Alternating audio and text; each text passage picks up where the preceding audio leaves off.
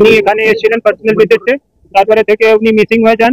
আর যারা দেশে বিদেশে বসে কিংবা দেশে বিদেশের ষড়যন্ত্রে যারা মনে করছেন তার সঙ্গে মুস্তাফিজ, ফয়সাল, জিহাদ ও সিয়াম খুনের প্রধান পরিকল্পনাকারী সংসদ সদস্যের ব্যবস্থা। আসসালামু আলাইকুম দর্শক শ্রোতা, ঝিনাইদহ 4 আসনের সংসদ সদস্য এমপি আনারকে হত্যার অবশেষে ভিডিও ফুটেজ ফাঁস হলো। দর্শক শ্রোতা, তাকে যে নির্মমভাবে হত্যা করা হয়েছে সেটা দেখলে আপনিও শিহরিত হয়ে যাবেন। দর্শক, তাকে এভাবে হত্যা করা হয়েছে, তার হাড্ডি থেকে মাংসগুলো নাকি পর্যন্ত আলাদা করে দেওয়া হয়েছে।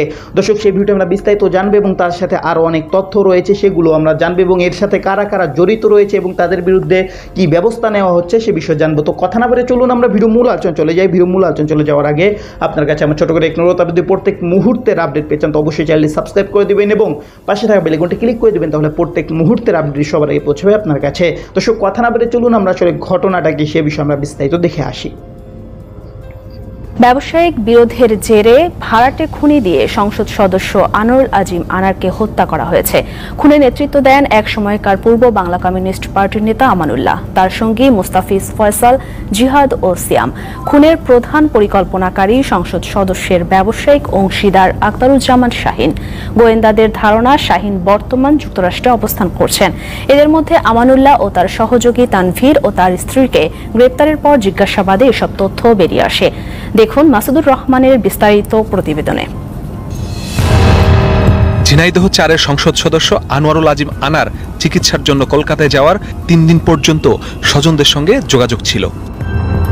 12 মে স্থানীয় সময় সন্ধ্যে 7টায় আনোয়ারুল আজিম তার কলকাতার বন্ধু গোপাল বিশ্বাসের বাসায় ওঠেন। পরদিন দুপুরে চিকিৎসকের কাছে যাবেন বলে বাসা থেকে বের হন, কিন্তু আর না ফিরে আসায় 18 মে কলকাতার বহাননগর থানায় গোপাল বিশ্বাস একটি নিখোঁজ ডায়েরি করেন।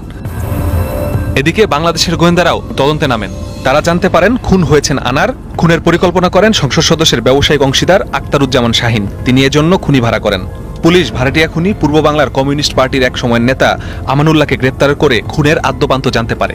তারা কলকাতা পুলিশকেও সব অবহিত করে। তাকে পরিকল্পিতভাবে খুন করা হয়েছে। ভারতের কেউ এখানে জড়িত হন নাই। যারা হত্যা করেছেন এখন পর্যন্ত আমাদের কাছে যা ইনফরমেশন, আমাদের দেশের মানুষই এর সঙ্গে জড়িত। 30 এপ্রিল শাহিন তার বান্ধবী ও আমানুল্লাহকে নিয়ে কলকাতায় যান। শাহিন যুক্তরাষ্ট্রেরও নাগরিক। সেই পরিচয়ে নিউ টাউনে ভাড়া করেন একটি ফ্ল্যাট। তাদের সঙ্গে যোগ দেন শাহিনের ভাড়া করা খুনি জিহাদ ও সিয়াম এবং আমানুল্লাহর ভাড়া করা খুনি মুস্তাফিজ ও ফয়সাল। সিয়াম ও জিহাদ পাসপোর্ট ছাড়াই কলকাতায় যায়। সব ঠিকঠাক করে 10 মে দেশে ফেরেন শাহিন। সিসিটিভি ফুটেজে দেখা যায় 13 মে কলকাতায় গোপালের বাসা থেকে বের হওয়ার পরপরই কয়েকজন আনোয়ারুল আজিমকে গাড়িতে উঠিয়ে নিয়ে যায় নিউ টাউনের শাহিনের ভাড়া করা ফ্ল্যাটে। গ্রেপ্তার আমানুল্লাহ পুলিশকে জানায় সেখানে খুন করার পর মরদেহ গুম করতে ট্রলি ব্যাগে ভরে হস্তান্তর করা হয় ভারতীয় একজনের কাছে। আনারের একটি মোবাইল ফোন রেখে দেয় খুনিরা। হত্যাকাণ্ড ঘটিয়ে 15 মে একই ফ্লাইটে দেশে ফেরেন শাহিনের বান্ধবী শিলাস্তি রহমান ও আমানুল্লাহ। 2 দিন পর দেশে ফেরে মোস্তাফিজ ও ফয়সাল। অপর 2 জনকে এখনো শনাক্ত করা যায়নি।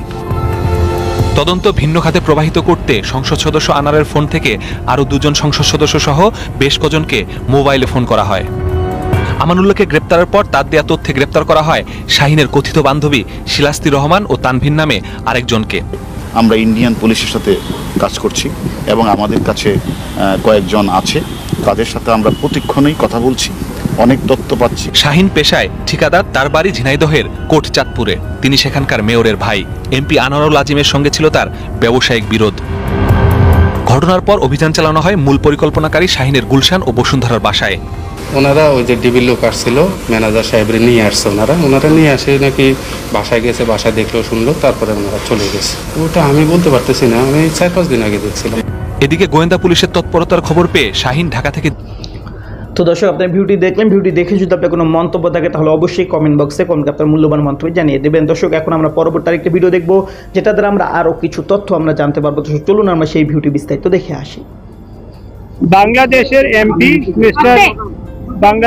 এমপি মিস্টার আনিরুল আজিম আনার উনি এখানে এসেছিলেন পার্সোনাল ভিজিটে, তারপরে থেকে উনি মিসিং হয়ে যান। 18 তারিখে আমাদের ব্যারাকপুর পুলিশ কমিশনারেটে তাতে মিসিং ডায়েরি করে ওনার একজন জানাশোনা লোক মিস্টার গোপাল বিশ্বাস, তার ভিত্তিতে আমরা ইনকোয়ারি করতে শুরু করি। প্রথমে ব্যারাকপুর পুলিশ কমিশনারেট থেকে একটা এসআইটি হোক ওর জন্য, ওনার যে মিসিং ছিলেন। তারপরে ওই এসআইটি চেষ্টা করে ওনাকে ট্রেস করার, আর ওর পরে 20 তারিখে আমরা through Mie ministry of external affairs একটা রিকুইজিশন পাই সেই কেসটাকে দেখার জন্য এখানে ওয়েস্ট বেঙ্গল গভর্নমেন্ট। তারপরে থেকে আমরা 22 তারিখে একটা ইনপুট পাই কি হয়তো ওনার মার্ডার করে দেওয়া হয়েছে। তারপরে আমাদের পুলিশ এই ফ্ল্যাটটা লোকেট করেছে যেখানে উনি লাস্ট ভিজিবল ছিলেন, দেখা হয়েছিলেন। আর তারপরে থেকে কেস আমরা রেজিস্টার করছি আর কেসের তদন্ত সিআইডি নিচ্ছে।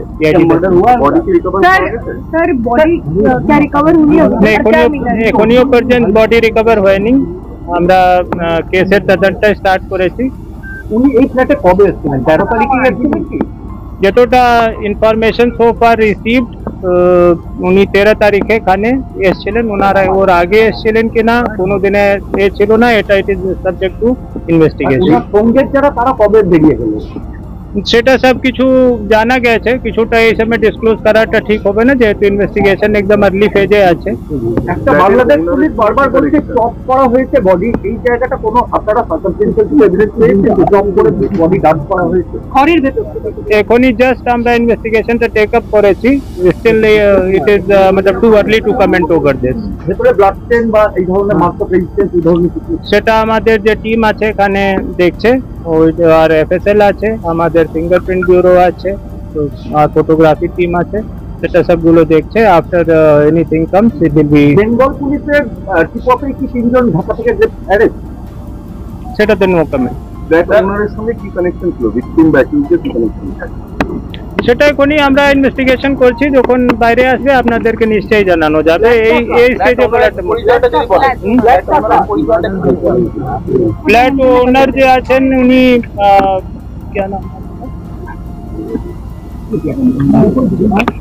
হ্যাঁ মিস্টার সন্দীপ রায় আছেন, উনি চাকরি করেন এখানে ওয়েস্ট বেঙ্গল গভর্নমেন্টের এক্সাইজ ডিপার্টমেন্টে। উনি এটা ফ্ল্যাটটা ভাড়াতে দিয়েছিলেন। বডি যখন পাননি ভাড়াটা কাকে দিয়েছিলেন? কাকে ভাড়া? আখতারুজ্জামান। উনি কি ভাড়া নিয়েছিলেন এখানে? উনি কি ইন্ডিয়ান? আখতারুজ্জামান উনি ইউএস ন্যাশনাল। আখতার এখানে সে সব কিছু আর বলা যাবে না, তদন্তের বিষয় আছে। স্টিল আমরা তদন্ত just a minute listen, just initial body যখন পাওয়া যায় আমরা ইনপুট পেয়েছি।